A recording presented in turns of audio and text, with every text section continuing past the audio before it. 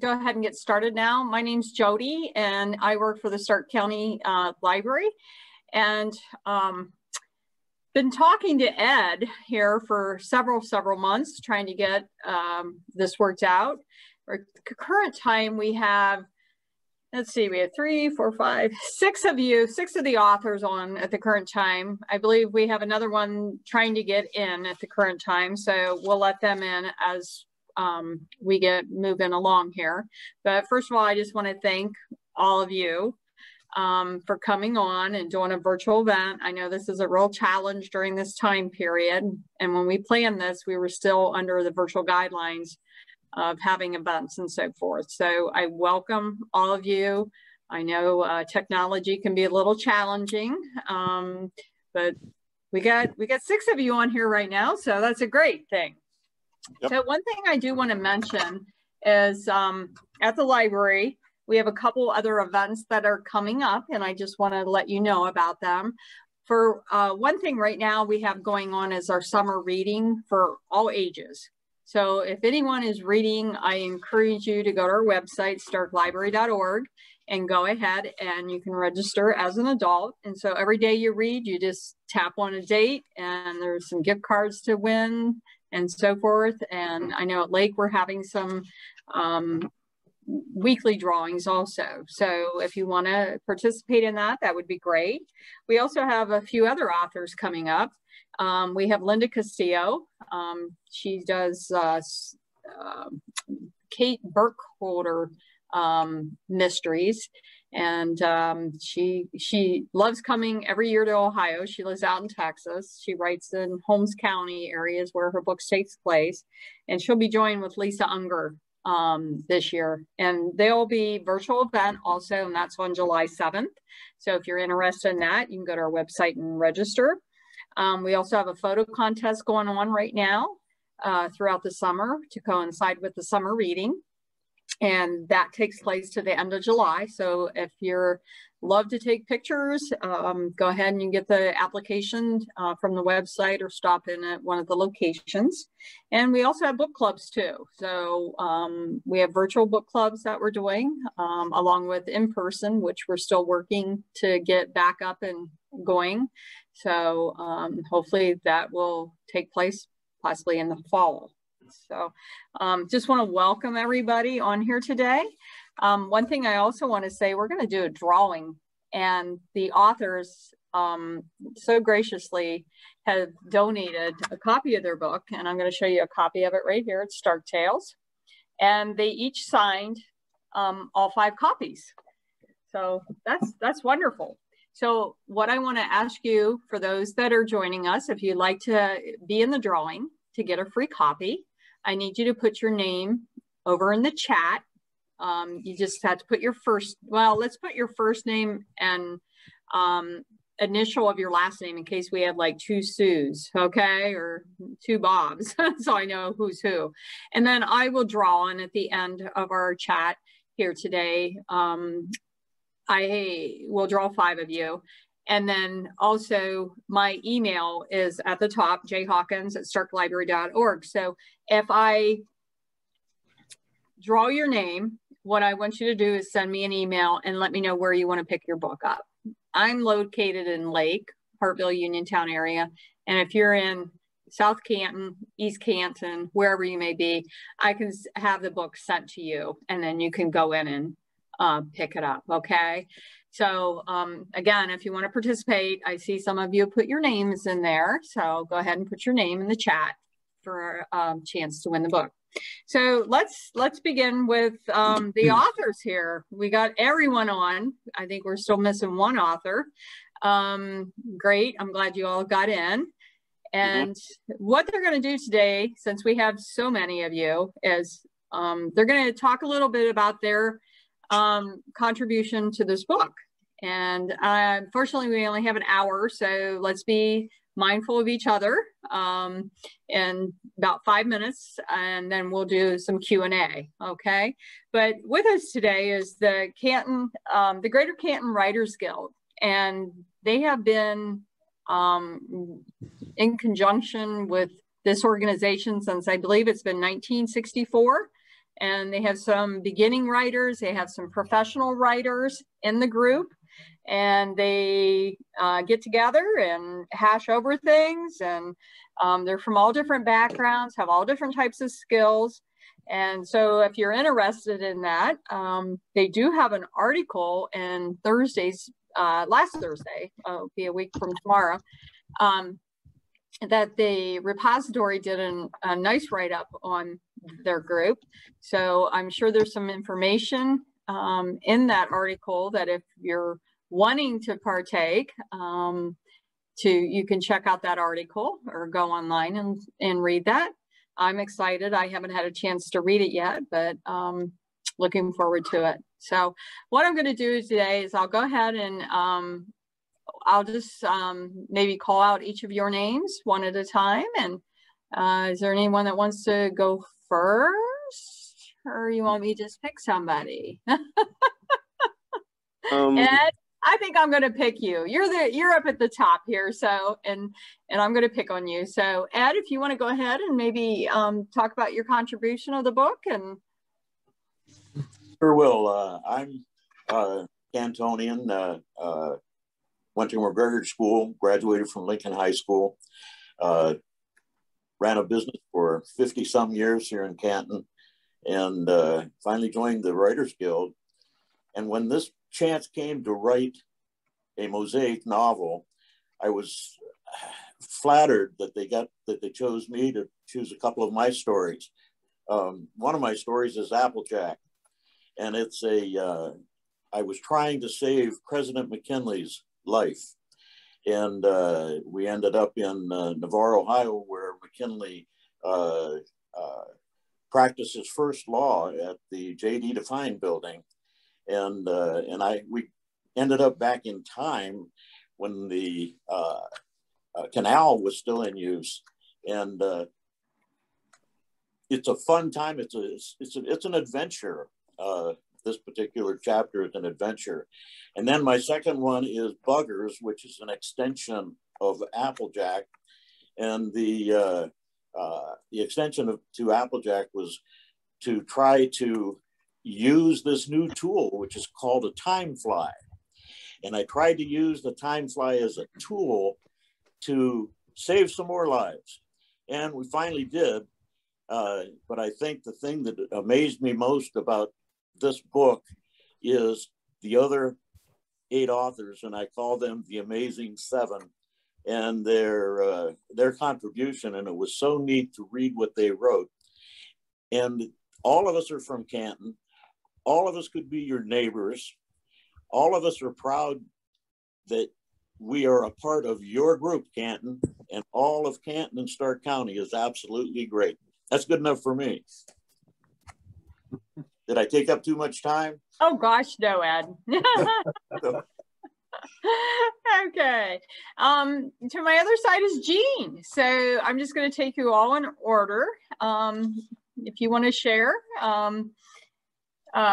your contributions to the book. Okay.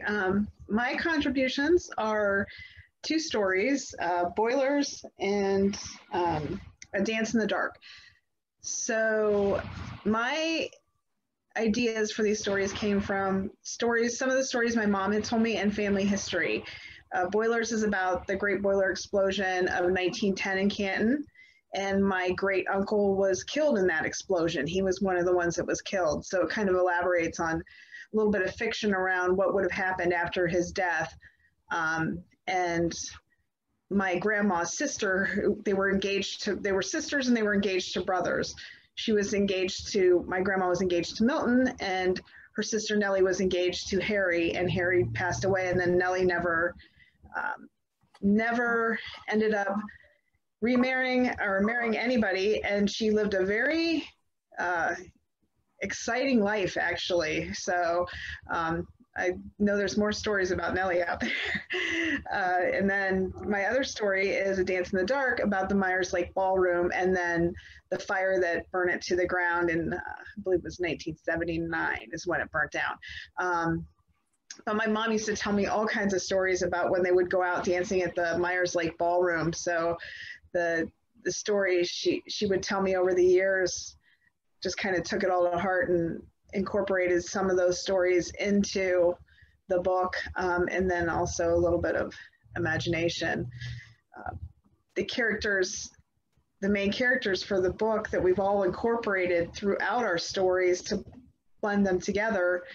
I chose for Time Flies actually to use in my Dance in the Dark story, and then Reginald is the one I used in Boilers to kind of, and the whole book is wove through with the main characters.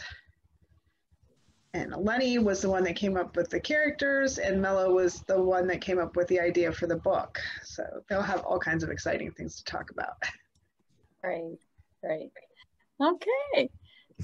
Ron, you're next. Okay, well, thank you. Glad to be here, and thanks for having us.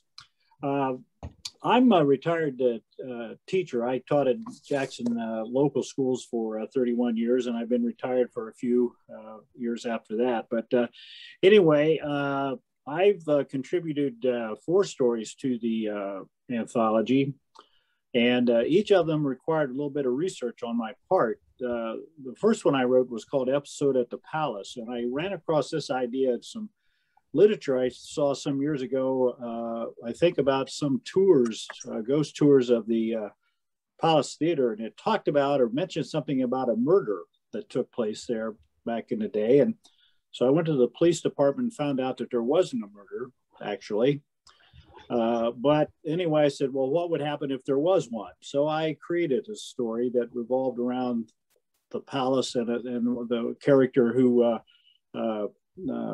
is in my story that, discovers the palace and what happens to him once he gets there.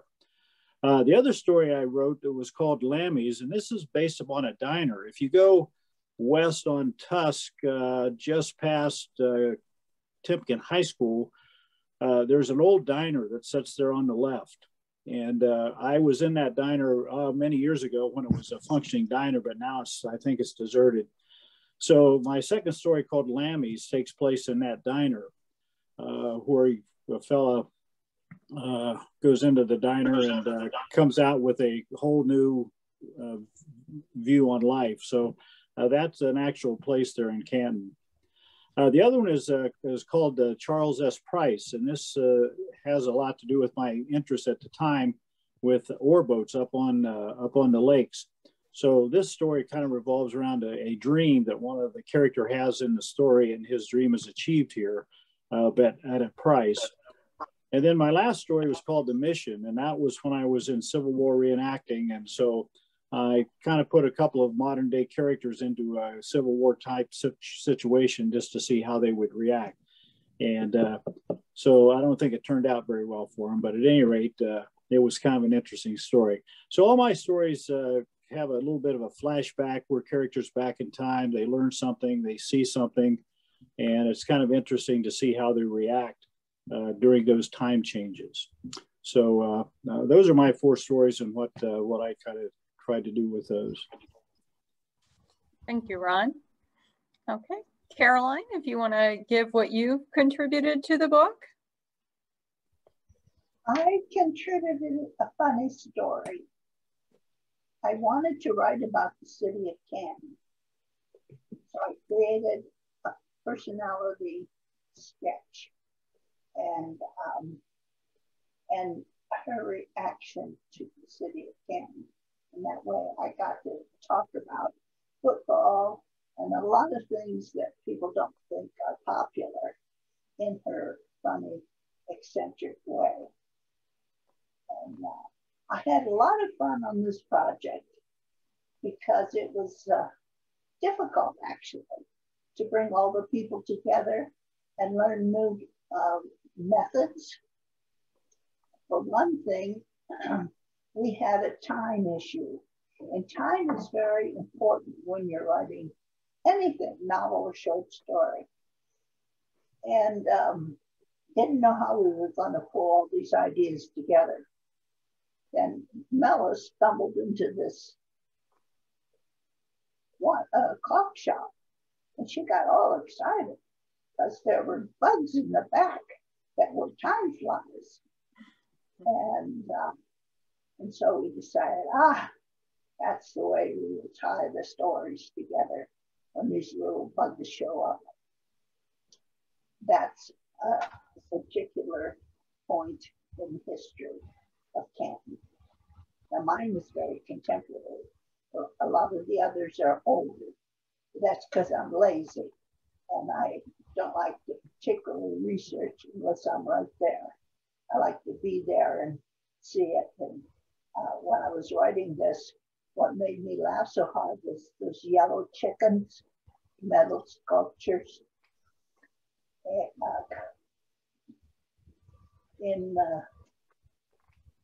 They were on the corner of one of the streets.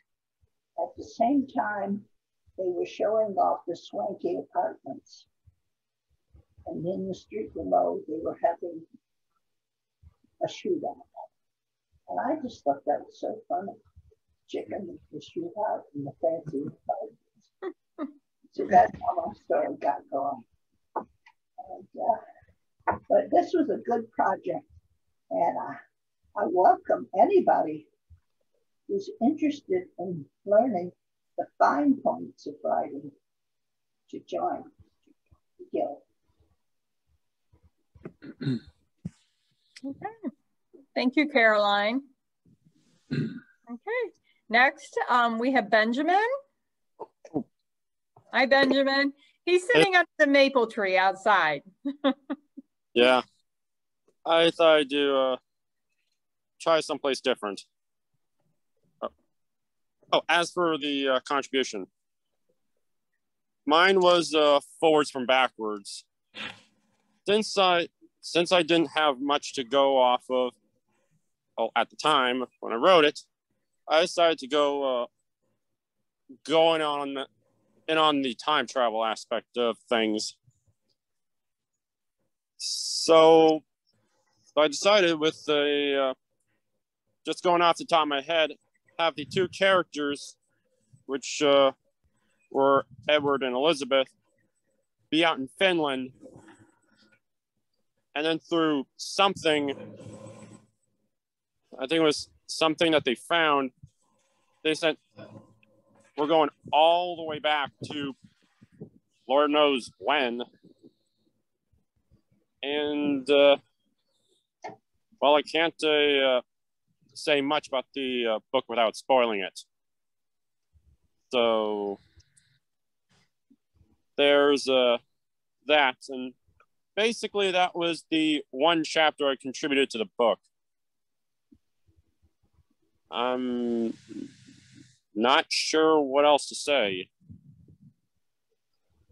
I'm sorry if my segment's a little short, so... That's okay. Any of you that want to add or contribute to maybe your writing style, you know, how do you write? Do you do an outline? Do you go to the coffee shop? Do you pair up with somebody, a buddy or something? So feel free to add. We can go back and if you want to contribute any of your thoughts on your writing style, maybe any other books that you may have authored also. So think about that, and we'll go ahead and move on. Not unless you want to add now, feel free.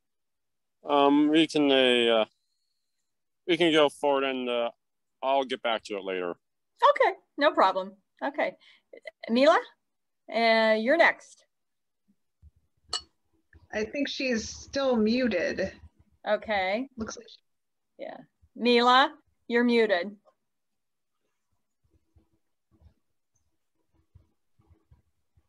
Mela, we can't hear you.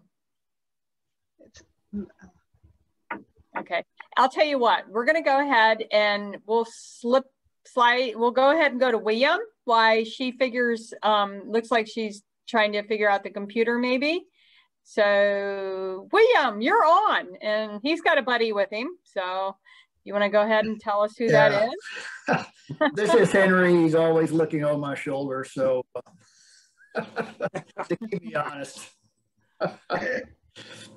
I contributed one story to this effort, and I have to say it's just been a pleasure being a part of this. I've been a part of the Greater Canton Writers Guild for over 10 years, and it's such a great group. Anyone who is considering writing or wants to get into writing or wants to better their writing, please contact the group. I mean, it's helped everyone. I don't care what level of writing you're at. Just a great resource and just great people. So everyone is welcome. My story was Taken Out. That's the title of it. And it's all about this young woman who has it all, but that's not enough. She's a local woman and actually based on a real life character that I know quite well, which I can go into later as far as my writing process and how I get ideas and how I proceed. But this story revolves around how this woman will go to any length to get what she wants. She doesn't care who she hurts. She doesn't care what means that she might utilize. And this one individual who sees through her and goes through extraordinary measures to put an end to it. And I'll just kind of leave it there, but it's a kind of it's a little bit of a detective story and a little bit of supernatural as well. So it's kind of it was fun to write, and I hope for those who purchase the book or get a hold of the story and read it, just like all the rest of the authors here, that you really enjoy it. So that's my contribution at this point. Okay. Well, thank you. Mela, it looks like she's still having a little bit of a trouble unmuting. Sent her a little message in the chat. So one thing I want to ask as a group, do you have a contact number if we have people that are on at the current time that would be interested in joining your group? Is there a person that to contact? Well, I'm gonna type in the email for the great. guild into the chat right now. Okay. Okay, so for everyone that's on at the current time, Jean is going to type in the email. So if we have any potential writers or some closet writers out there that want to join a group, no other than your own Canton Writers Guild. So that's on there now. And Dee, I don't know if there's something we can help Mela with. It appears like she's still muted. I've sent her a message in the chat, and she looks like you've been in and out a couple times, but we still can't get any sound from you. So what we are great. Hey, there you are. There we go. I just showed up. Hey, Mela. Thanks for sending the button. Okay. So okay, you're on. What would you like to know? Okay, you joined us a little later. So what we're doing is sort of just going around to the group and asking them if they'd like to talk about what they've contributed to the book, the chapter that they've done. Several, you've done more than one. Maybe what gave you your inspiration on that. And we're going to we have plenty of time, so we can go back around again and maybe talk about your writing styles. Okay. And maybe other books that you've authored. All right. I did the beginning and the ending and a couple things in between. We were wanting to we were planning on doing a book, but I'm just one of these people that you just can't tell me what to write about. I don't like that. And I didn't want to impose that on anybody else either. At the same time, we needed to keep it uniform. So when I came out of the clock shop, I'm thinking, oh, I'm taking that for myself. I didn't realize at the time that that would actually be setting up the entire story. So I I wrote what I needed to, and I brought it in and I read it to everybody, and I says, okay, go. And Eleni did all the characters. And the funny thing was that of all the characters in there, the favorite one seemed to be the flies. And I was halfway through the entire putting everything together when I realized I didn't have an ending. And I didn't want to do the typical somebody turns into a big fly or anything like that.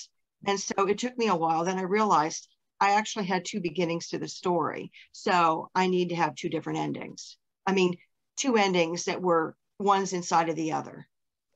So, and I used some characters that I've been using in some other of my stories, of course, still unpublished, but the Jonas Freak, he is in some other stories, and that's actually the seed story to some other things that I'm writing. So I enjoyed it. I enjoyed the creative aspect, not so much the computer aspect, though. I'm not that literate. No. Yeah. Okay. So. Okay. Well, thank you. So we have plenty of time here. So I'll just go right back through the list of authors that are on, and if you want to maybe share, your writing style, where do you go, how often do you write, have you written something in the past, do you have something out there that's published that we don't know about? So go ahead, and I'll start with you, Ed, again. Okay. Sure. I love this group, and one of the ways I got introduced to you people at the library is I spent 2 years every day. I went to the library downtown Canton, and the help that I received from the library was second to none. I got to find things, even the people there helped me find things that I could have never found on my own. And I did research for a novel I was writing, and in fact, the novel is completed. I'm looking for an agent is what I'm looking for now. But that's when one of the things that came up was, since I live in Navarre and went down and know where the J.D. Define building is, and everybody had started to talk about these time flies, I had to find a way to introduce them into my story. And so that's where Applejack came from. And Applejack is a liquor that's actually the favorite drink of George Washington, our first president. And the way it was made, it wasn't distilled.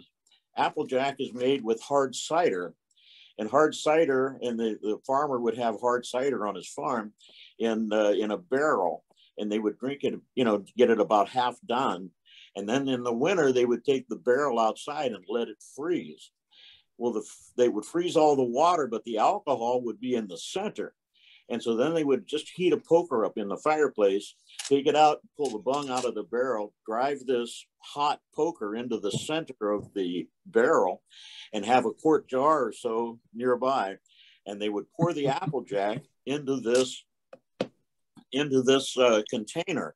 And you have to watch, because it probably comes out of there like 100 proof without being distilled. And anyhow, it was a favorite of George Washington. And so I introduced it in my story as the source of the time flies. I let the time flies, it was a perfect environment for the time fly larvae. And the way that it began was, there was a canal boat. The canal was right down below where J.D. Define building is. In fact, it's only about 75 yards away. And my characters saw this canal boat going up, and used that in my story.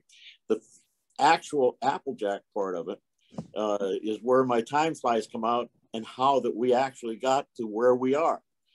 And then on my second story, Buggers, I got to take and try to use the time flies as a tool to go back and learn more about history, and to maybe make a difference in history. In fact, in my story, Buggers, I think I actually did make a difference. I think I actually proved that the time flies exist. And if they exist, they do help, because what happened in my story is actually augmented in the paper, United States government paper, that there was a lot of people's lives saved. So that was my story and how I used it. I think the most interesting part of the story for me was listening to each of the other authors' stories as we told them in our meetings. And these people are astounding in their style of writing and in the genre that they use as their own style. It was fun watching it happen, and here I am still enjoying it. So that's my contribution. Great, thanks, Ed. Okay, Jean, if you want to share again, and maybe your writing style, what else have you written? What are you doing?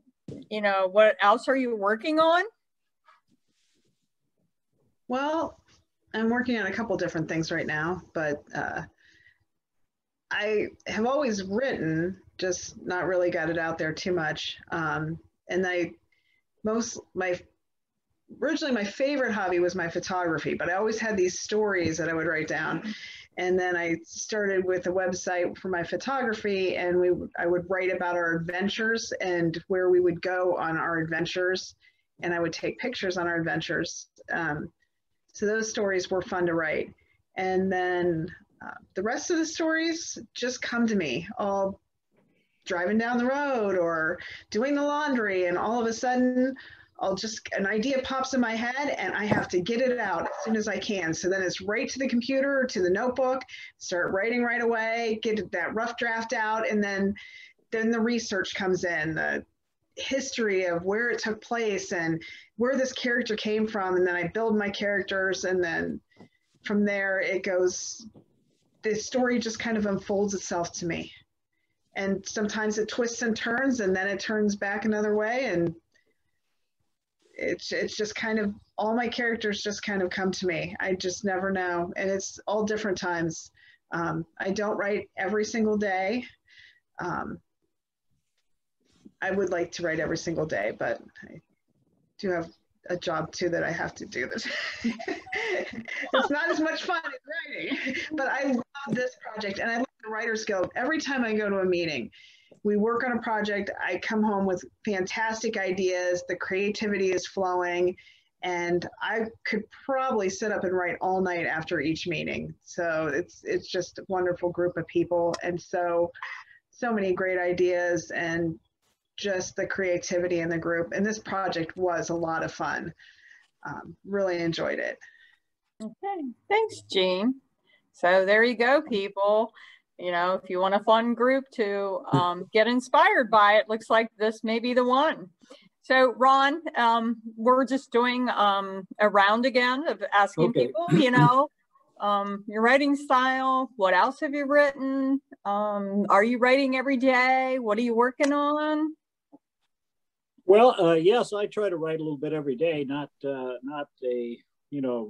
manuscript of any kind, but at least probably about a page on something. And I usually don't have any kind of a topic that I focus upon. It's just whatever I'm thinking about at the time, or whatever I'm feeling, or how I react to what I read in a paper or saw on TV or somebody I met. So I try to do that every day for about maybe a page or something. It takes me about 45 minutes, half hour maybe to do that. But I like the stories here because it gave me a chance to go on a journey. And I've always said that time is a place, and we always like to go someplace. We always can go someplace in our imagination, and that's what I tried to do with the stories I had. I've written some stories, but if you're a writer, you know that the easiest part of the whole process is writing the story. The toughest part is getting it rejected. And I have quite a few of those in my desk to testify to the fact that you get a lot of rejection notices, quite frankly. But anyway, this was a nice project here. It gave me a chance to do some research. All of the stories that I wrote, the episode at the Palace and the other three, all required some kind of research that I had to do in order to make the story believable and to put my characters into situations where what they did might seem reasonable to the reader. And I guess that's one of the other things I like in my stories. I like the characters. I think I was just looking at this today, and the 4 stories I wrote, I had to be 15 different characters. And so as a writer, you get to play act. You get to be somebody that you're not. So if you're going to be a bad guy, how do you be a bad guy or whatever? So there's that sense of adventure for the writer to venture out into that area to see what they would do. And that's what I enjoyed about this story. When you take somebody from the present and put them back in 1926, what are they going to experience? How are they going to react to what they do?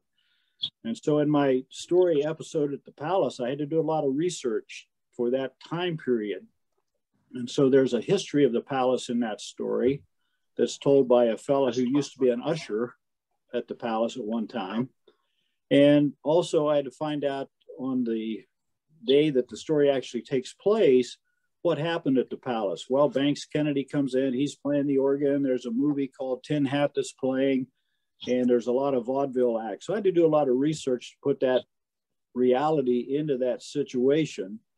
And of course, during the 20s, Canton was known as Little Chicago at that time. So there's a few gangsters that make an appearance there to sort of bring in that part of Canton's history. But to me, the research of it is fun, to get the reality of it and put the character in that situation to see what they would do. And so there might be people who read the story who would say, well, that's stupid, I wouldn't do that. Well, my comment is, and you write the story. And you do what you want to do. This is what I think my characters would do. And that's what I enjoy about the writing is the nonfiction stuff, because there's so much you can do with it, and you can play so many different roles that it makes the writing enjoyable once you get it rolling. And so the more information you have from your research, the more you can draw from. That makes it everything sort of kind of fit together. Okay. Well, thanks, Ron, for tying everything up for us. Okay, Caroline, did you want to add anything else? Well, I have a little system that I know when I should write a story. I'm bombarded with ideas all the time. But if it makes you cry or laugh yourself silly or makes you extremely sad, or arouses an emotion, don't ever try to write a story without emotion, because it's flat.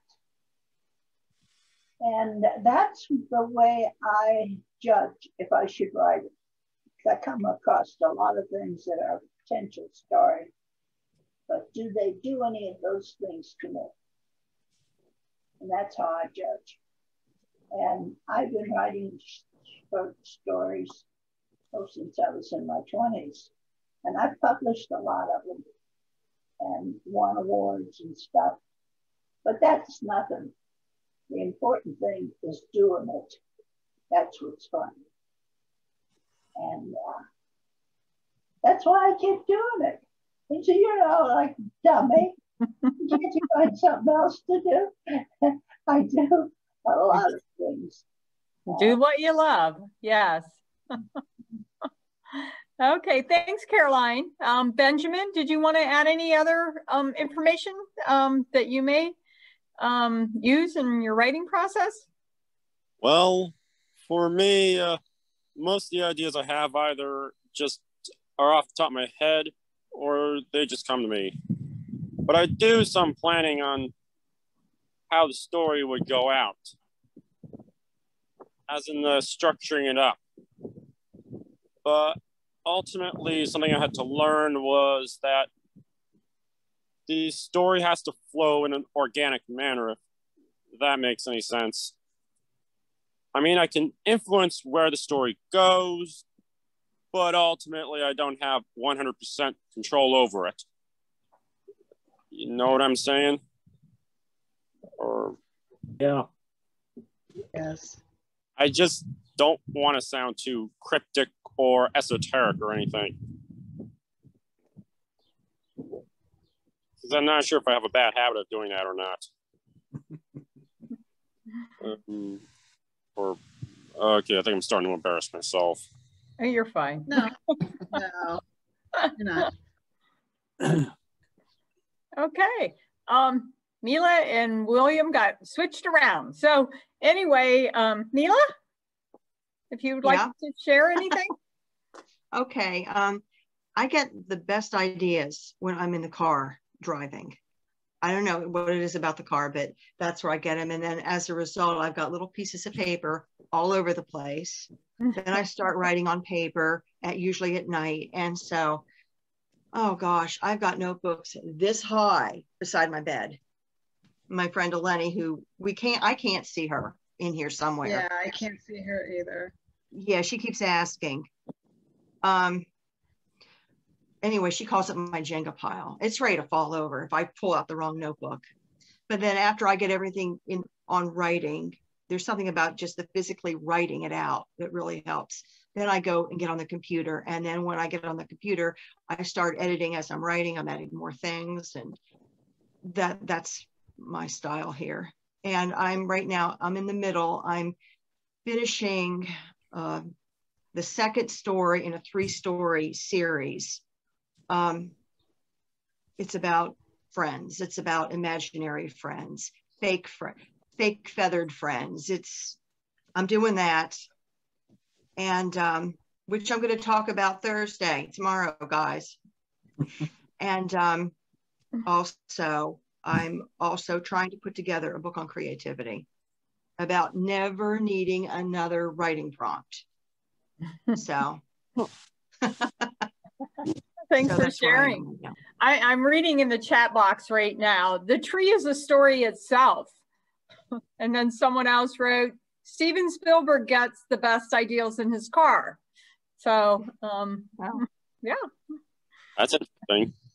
Yeah. So I'm not sure who's writing. I can't actually tell who they're from, but okay.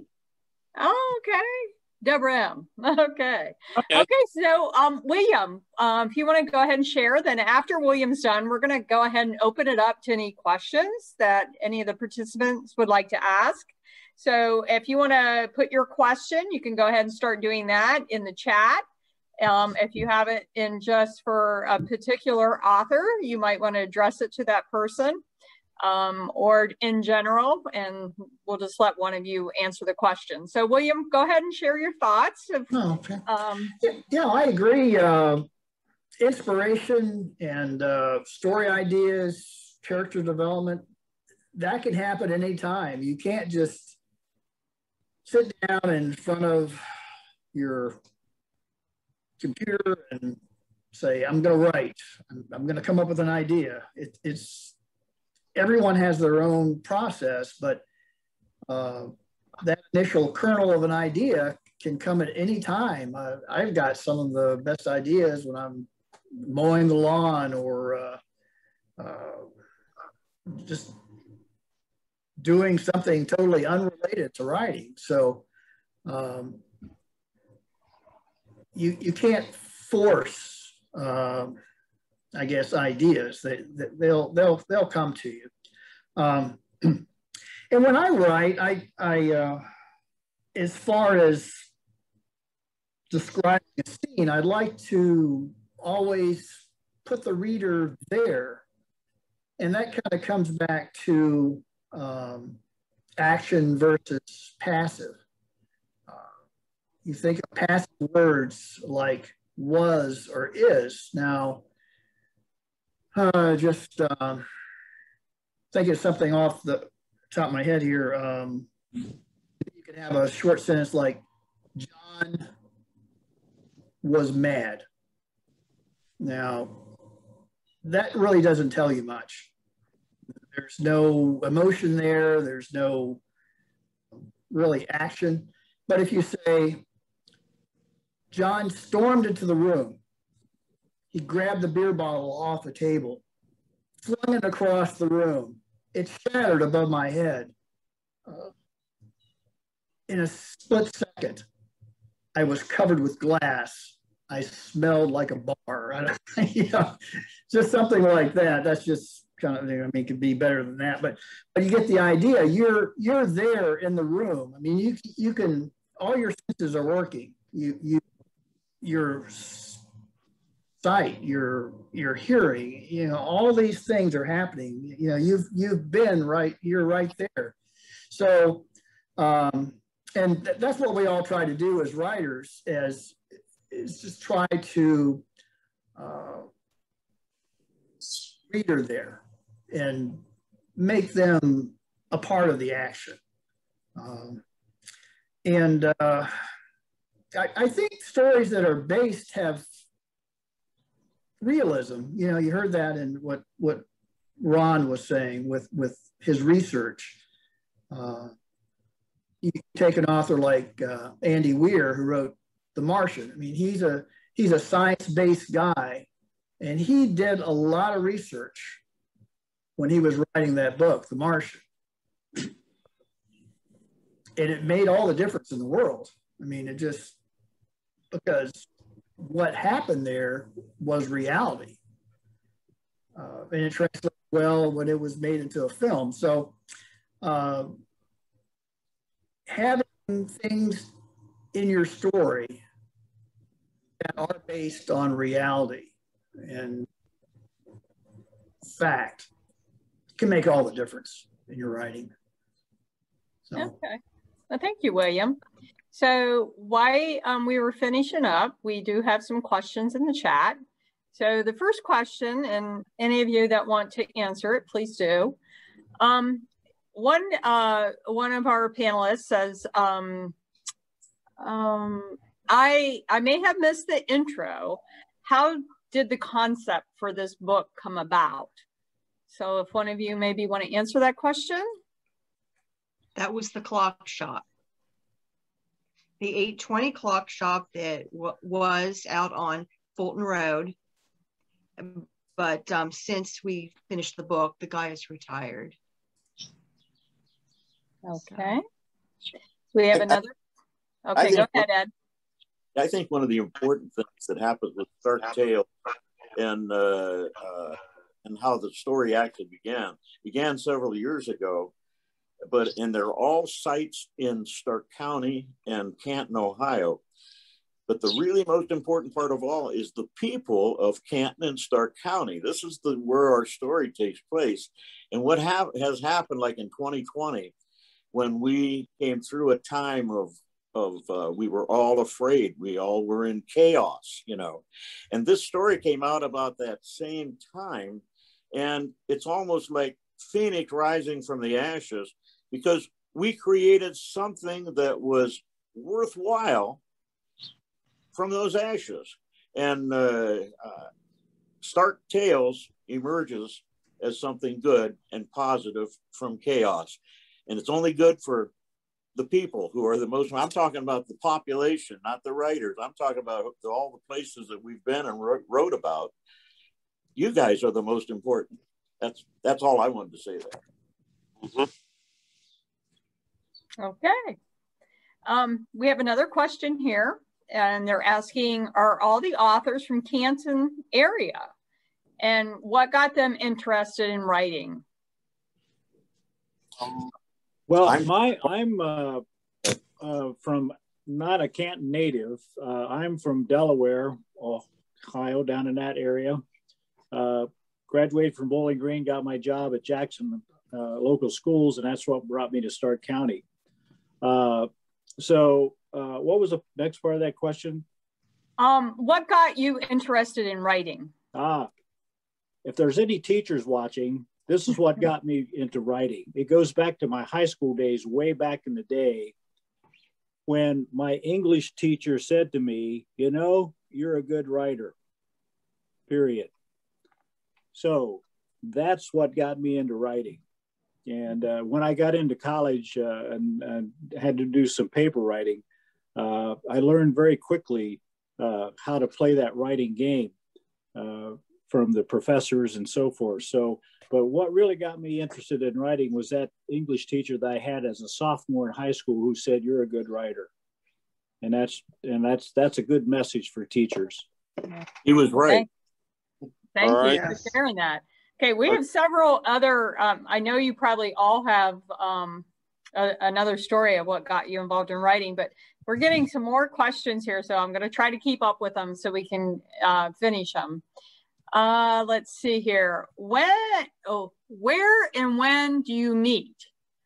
Are there writers that meet for different interests, such as poetry, mystery, or nonfiction, etc.? Does one of you want to address that?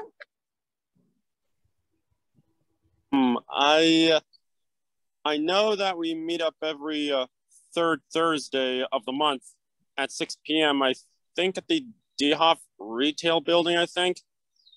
And then there is also a poetry meeting on the fourth Thursday, same time, same place. I think that's about right.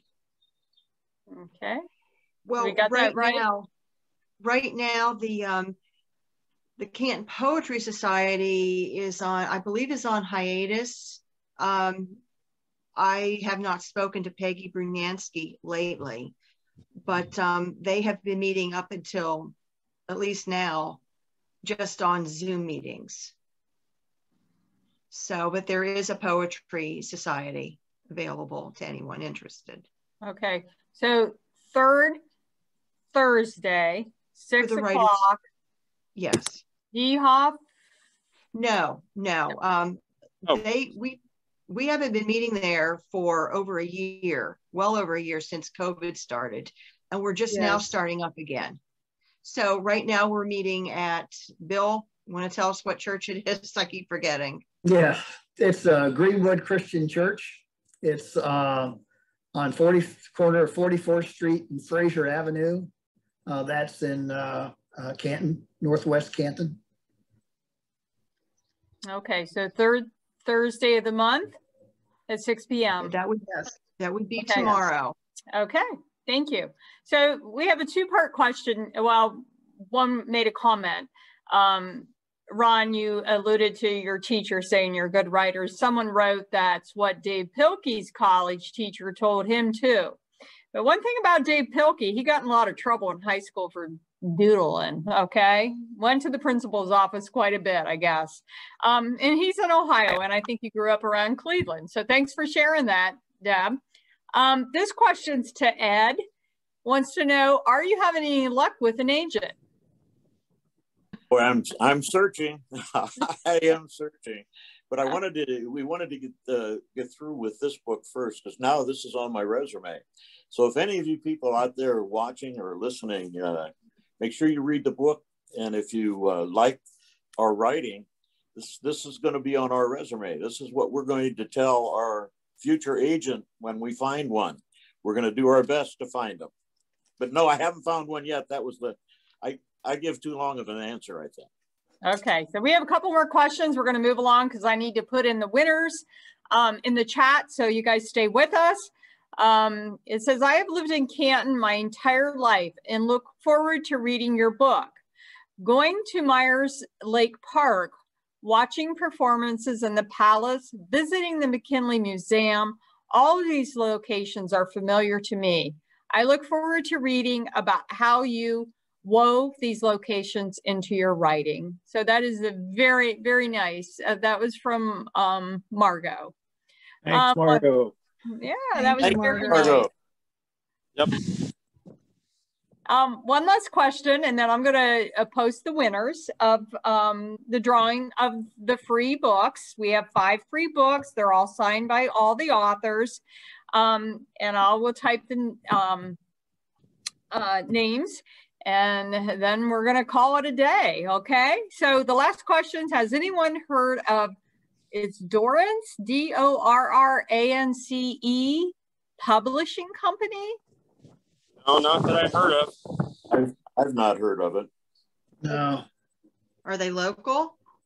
No. Deb, if you want to add something, Deb, to if you can maybe share with us if if they're local. And we'll wait for that. In the meantime, I'm going to go ahead and I'm going to type everybody's name. So it'll be a surprise. And there's the first winner. Okay, Betsy D. So what you need to do is email me at J Hawkins, HAWKINS. I shared it at the top of the chat at starklibrary.org, and I will send the book to the library location that you would like to pick up. Okay, our next winner is Ken E. Thanks, Ken. Okay. And our next one is Margot S. She said such great things about all you guys. She deserves a book. Okay, the next one is Cheryl B. Okay. All right, Cheryl. My email is going to blow up, hopefully.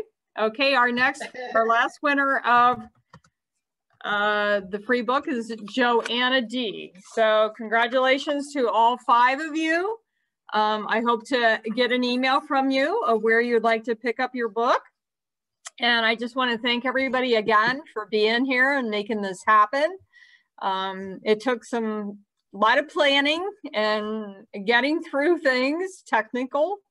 But hopefully in the future, we could maybe have all of you live in person. So that's what we're trying to get moving towards. And I just want to thank you all again for being here. You're welcome. Thank you, Jodie. Hey, thanks for having us. Thank you, Stark County Library, and you especially, Jodie, for putting this whole thing together. It happened beautifully. Great. I think it worked out very well. So anyway, we're going to sign off, and I'm just going to wave to everybody. And thank you so much. Thank you. Thanks, everybody. We'll see you guys. folks. Bye.